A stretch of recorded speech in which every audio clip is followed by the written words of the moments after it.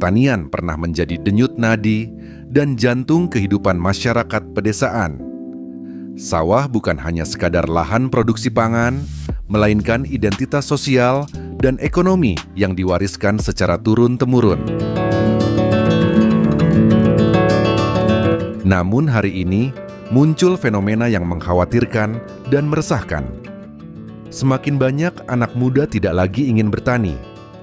Ketika generasi penerus bergegas meninggalkan sawah, pertanian bukan hanya kehilangan regenerasi tenaga kerja muda, melainkan kehilangan jati dirinya.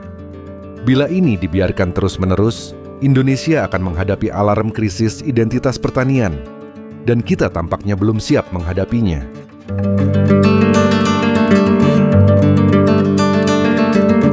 Fenomena ini lahir bukan tanpa sebab, karena bertani tidak lagi dipandang sebagai profesi yang bermartabat dan menjanjikan secara ekonomi.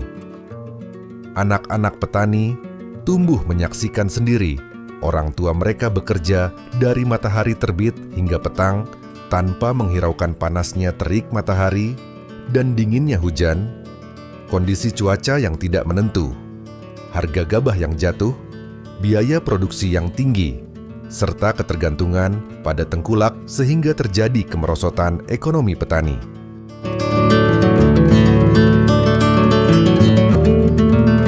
Belum lagi bencana alam seperti yang terjadi sekarang ini di Sumatera, khususnya Aceh, yang menenggelamkan ribuan hektare sawah yang siap panen di beberapa kabupaten seperti Aceh Utara, Aceh Timur, dan Aceh Tamiang. Bisa dibayangkan berapa besar kerugian yang dialami oleh petani sawah hanya karena ulah keserakahan manusia terhadap hasil alam. Lalu, bagaimana mungkin profesi petani itu tampak sebagai masa depan yang cerah? Modernisasi pendidikan, urbanisasi, dan arus teknologi semakin mempertegas pandangan bahwa kesuksesan harus diraih bukan melalui bertani, melainkan melalui profesi non-agraris.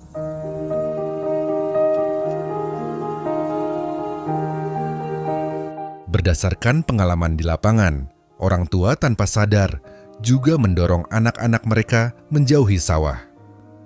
Kalimat yang paling sering diucapkan orang tua kepada anaknya adalah, "Belajarlah yang rajin agar tidak seperti kami." Namun, sayangnya, pesan ini bukan sarana untuk memperkuat pertanian, namun lebih kepada memupuk rasa minder terhadap pertanian, bukan kebanggaan terhadap profesi petani dan menganggap pendidikan menjadi jalan keluar dari sektor pertanian.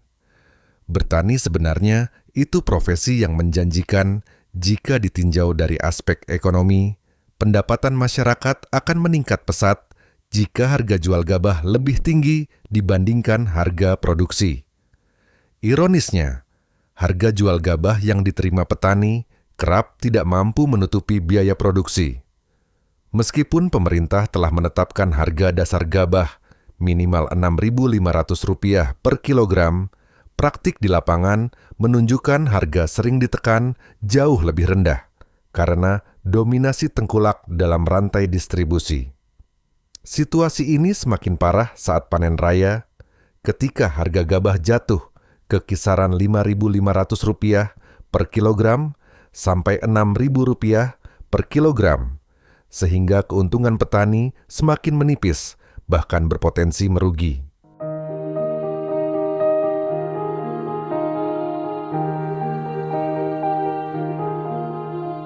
Saat bencana yang terjadi sekarang ini di Aceh, harga gabah di beberapa wilayah ditawar seharga Rp4.000 per kilogram. Bagaimana petani tidak menangis? Modal yang mereka keluarkan tidak sesuai dengan hasil panen. Dan bagaimana kaum milenial tertarik menjadi petani? Perlu diingat, tanpa generasi penerus, pertanian bukan sekadar menurun, tapi berpotensi kolaps. Jadi, apakah pertanian benar-benar tidak menjanjikan atau sistemnya yang membuat petani tidak sejahtera? Pengalaman menunjukkan bahwa ketika pertanian dipadukan dengan teknologi, inovasi, dan akses pasar digital, anak muda mau kembali turun ke sawah. Munculnya petani milenial, komunitas agripreneur, tren urban farming, Dan smart farming membuktikan bahwa generasi muda sebenarnya tidak anti bertani. Mereka hanya anti kemiskinan yang melekat pada sektor pertanian selama ini. Jadi, kuncinya bukan sekadar mengajak anak muda bertani, tetapi menciptakan sistem pertanian yang membuat mereka bangga dan sejahtera. Sudah saatnya negara mengubah cara pandang terhadap regenerasi petani. Transformasi pertanian tidak akan terjadi hanya dengan slogan petani milenial, akses modal dan teknologi yang mudah, sehingga petani dapat meningkatkan efisiensi dan produktivitas. Jaminan harga hasil panen untuk melindungi petani dari fluktuasi pasar yang merugikan. Stabilitas pasar dan pendidikan pertanian yang relevan dengan kebutuhan era modern. Penyediaan fasilitas pertanian yang memadai, termasuk infrastruktur irigasi, alat mesin, dan sarana produksi lainnya. Industrialisasi berbasis desa guna memperkuat rantai nilai pertanian dari hulu hingga hilir. Jaminan sosial bagi petani dan keluarganya sebagai bentuk perlindungan terhadap risiko usaha tani. Jika hal-hal ini ada, sawah bukan lagi simbol penderitaan, melainkan simbol kemajuan. Indonesia dapat menjadi negara yang kuat hanya jika pertaniannya kuat.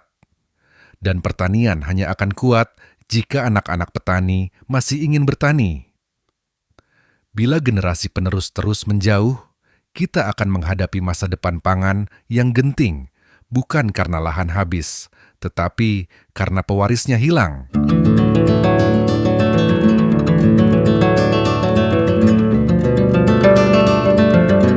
Karena itu, mari jadikan bertani bukan sekadar warisan yang dipaksakan, tetapi pilihan yang membanggakan. Mari ciptakan dunia di mana anak petani tidak malu mengatakan, "Saya ini seorang petani, dan saya akan menjadikan bertani bukan sekadar warisan, tetapi pilihan. Bukan sekadar profesi, tetapi identitas yang membanggakan. Sebab tanpa petani, tak ada pangan, dan tanpa pangan, tak ada peradaban."